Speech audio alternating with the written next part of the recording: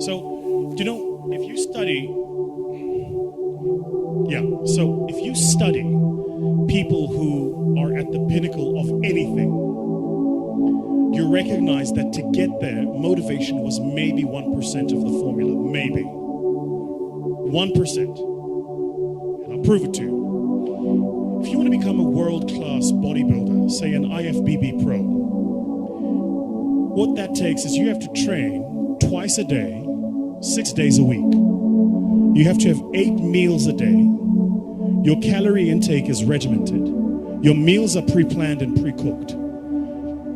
You don't eat according to taste, you eat according to function. So my trainer, for instance, will eat and I'm going, what are you eating? And he's having he'll have chicken that was boiled without salt. And he'll have like half a kilo of it. And what are you doing? He says, I'm taking in protein. He doesn't say I'm eating, he says, I'm taking in protein. For him, it's functional, it's not taste-based. Then, you will probably have to train for a minimum, and this is if you are a genetic phenom, you'd have to train for a minimum of 10 years before you could get on a stage and compete at an average level with an average global bodybuilder. Average. Okay. So why am I telling you this? All of us here at the beginning of a new year write these things called New Year's resolutions. And then New Year's resolutions, number 1, make more money. Yeah. Number 2, change my boyfriend. Number 3, get into shape. Yeah. Number 3, get into shape is somewhere in the top 3. So what do? You go to the gym, you get a gym membership. Yeah. You go to the local Nike store and you buy like all of your gym gear.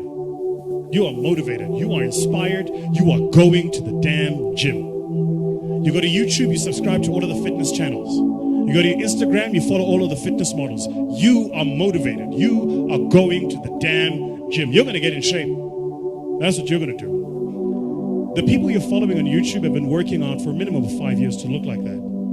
So you have the incorrect understanding that after a month of working out, you're going to look like them. So what happens in the first month? You're excited. You go to gym every single month. And you take the pains and your body is sore, but I'm excited. I'm going to gym. Then life happens. Company doesn't make money. You don't make your targets. You fall a bit ill. Something happens. And all of a sudden, you stop going to gym for a day. A day becomes 2, 2 becomes a week. Now all of a sudden, you've had a gym membership for 3 months and you haven't been in that time. What did you miss? You thought motivation was the formula. Winners don't need motivation. Winners need discipline. Discipline's about getting it done because it needs to get done, not because I feel like it, not because I'm motivated for it. You think Nelson Mandela was motivated to spend 27 years in prison? You think Martin Luther King was motivated to march across the states and proclaim freedom? You think, if you look at people that change the world, they're not doing it because they're motivated. They're doing it because they made a commitment to do it and they disciplined to see it through. Discipline is far more important than motivation, which is why you got to be careful of the decisions you make. Because once you make the decision, you have to see that decision through. Like my mentor says, first we make the decisions, then the decisions make us. So you got to be very careful of the decisions you make. Be very careful of the commitments you make. Motivation, I'm telling you now, is completely overrated. It's important, don't get me wrong.